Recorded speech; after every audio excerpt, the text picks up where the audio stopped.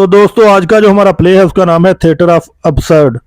Absurd का मतलब होता है बेमकसद, पर्पजलेस, बेतुका। इंग्लिश लिटरेचर में इस प्ले को बहुत इंपॉर्टेंस हासिल है। यह स्टार्ट हुआ था वर्ल्ड वार टू के बाद में, यानी शुरू ये वर्ल्ड वार टू के पहले ही हो गया था, लेकिन फेमस हुआ था, पॉपुलर हुआ था वर्ल्ड वार टू के बाद। थिएटर ऑफ अबसर्ड पर सबसे ज्यादा जो काम किया गया था ना, वो किया था यूरोपियन राइटर्स ने। इस पर बहुत ज्यादा काम किया था फ्रेंच वालों ने, फ्रांस वालों ने। और अमेरिका में इसको पॉपुलैरिटी बहुत कम मिली थी, इसको बहुत कम मतलब के लोग जानते थे। तो एक राइटर था जिसका नाम था एल्बर्ट कैमो। आपने इसको कैमस नहीं बोलना, एल्बर्ट कैमो। इसने पहली दफा थिएटर ऑफ अबसर्ड पर बात की थी और इसने एक ऐसे लिखा था, द मिथ ऑफ सिसिफस।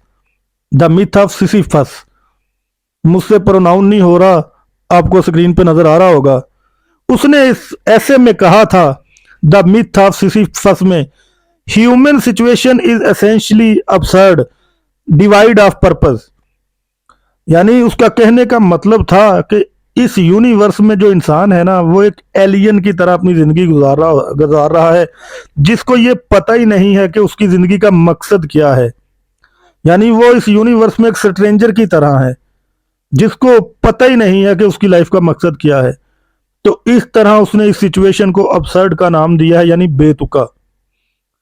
तो वर्ल्ड वार टू में जब हिरोशिमा पर बम गिराया गया, लाखों लोग मारे गए, तो उसने बताया कि मतलब कि लोगों की जान की कोई वैल्यू नहीं थी।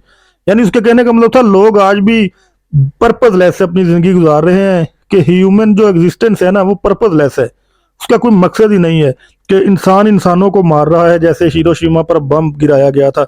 इसलिए उसने ये अबसर्ड का वर्ड यूज किया था। तो एल्बर्ट कैमो ने पहली बार ऐसे में अबसर्ड की बात की, यानी अपने ऐसे मिथ ऑफ सिसिफस में एब्सर्ड की बात की कि इंसान जो है अपनी जिंदगी बिल्कुल पर्पजलेस गुजार रहा है। तो अगर आपसे पूछा जाए कि थिएटर ऑफ अबसर्ड को किसने फाइंड आउट किया, तो इसको फाइंड आउट एल्बर्ट कैमो ने नहीं किया था, बल्कि इसको फाउंड आउट पहली दफा किया था मार्टिन एस्लिन ने। इस ड्रामे में, यानी जो सबसे पहले मतलब कि इसको फाइंड आउट किया गया था, द थिएटर ऑफ अबसर्ड को, इसको मार्टिन एस्लिन ने फाइंड आउट किया था। इस ड्रामे में कोई एंटी प्लॉट नहीं है और इसमें डार्क ह्यूमर है, यानी इसमें कोई कहानी नहीं है, यानी इसमें बेतुकी सी बातें होती हैं। लेकिन क्योंकि ये इंग्लिश लिटरेचर का एक इम्पोर्टेंट टॉपिक है, इसलिए बहुत ही इम्पोर्टेंट है, इस पर वीडियो बनाना जरूरी थी। इसी थिएटर ऑफ अबसर्ड को लेकर हॉलीवुड की एक मूवी आई थी, जोकर, जिसमें बेतुकी बातें हुई थी, कोई उसका मकसद नहीं था। दोस्तों अगर आपसे पूछा जाए कि थिएटर ऑफ अबसर्ड किस लिटरेरी मूवमेंट से ताल्लुक रखता है, तो आप यही रिस्पॉन्स देंगे कि एग्जिस्टेंशियलिज्म। यानी इसको जो हवा मिली थी वो वर्ल्ड वार टू के बाद मिली थी। पहले पहले फ्रांस में इसे लिखा गया था, फिर ये अमेरिका में चला गया, अमेरिका में अमेरिका वालों ने इस पे काम किया, लेकिन वहां पर ये फेमस नहीं हुआ।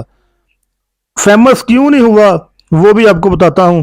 अमेरिका में ये गया, यानी एक सैमुअल बेकेट नामी राइटर था, जिसका जो प्ले था वेटिंग फॉर गॉडेट, जिस पे मैं वीडियो ऑलरेडी बना भी चुका हूं, उसमें भी यही था, अबसर्ड टाइप यानी बेतुकी बातें थी।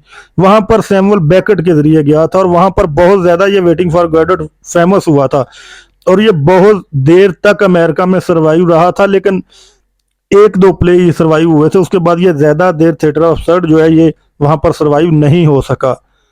सर्वाइव क्यों नहीं हो सका, उसकी रीजन ये थी कि जो यूरोपियन लोग थे ना, वो ये सोचते थे कि जब हिरोशिमा पे बम गिराया गया, इतने लाखों लोगों को मार दिया गया, हालांकि इंसान ऐसा करता हुआ अच्छा नहीं लगता, अगर वो ऐसा करेगा, लोगों को मारेगा, तो उसकी जिंदगी का जो मकसद है वो कोई मकसद ही नहीं है, वो अपनी जिंदगी एलियन की तरह गुजार रहा है। यूरोपियन भी ये सोचते थे, फ्रेंच वाले भी ये सोचते थे, लेकिन अमेरिका वाले ये बात नहीं सोचते थे। वो अपने अमेरिकन ड्रीम में लगे हुए थे, वो पैसा कमाने में लगे हुए थे, वो अपने मुल्क की इकोनॉमी ग्रोथ करने में लगे हुए थे, उनको इस बात से कोई ताल्लुक नहीं था। इसलिए थिएटर ऑफ अबसर्ड जो है अमेरिका में नाकाम हुआ था, क्योंकि वो अपने अमेरिकन ड्रीम में लगे हुए थे, लेकिन थिएटर ऑफ अबसर्ड की तरफ उनका ध्यान नहीं था। थिएटर ऑफ अबसर्ड क्या था कि लोगों को बेवजह मारना, कत्ल करना या ऐसे वैसे, इसलिए अमेरिका में ये नहीं मतलब फेमस हुआ। तो दोस्तों उम्मीद करता हूँ आप, अगर आपकी वीडियो आपको अच्छी लगी हो तो इसे लाइक कीजिए, चैनल को सब्सक्राइब कीजिए।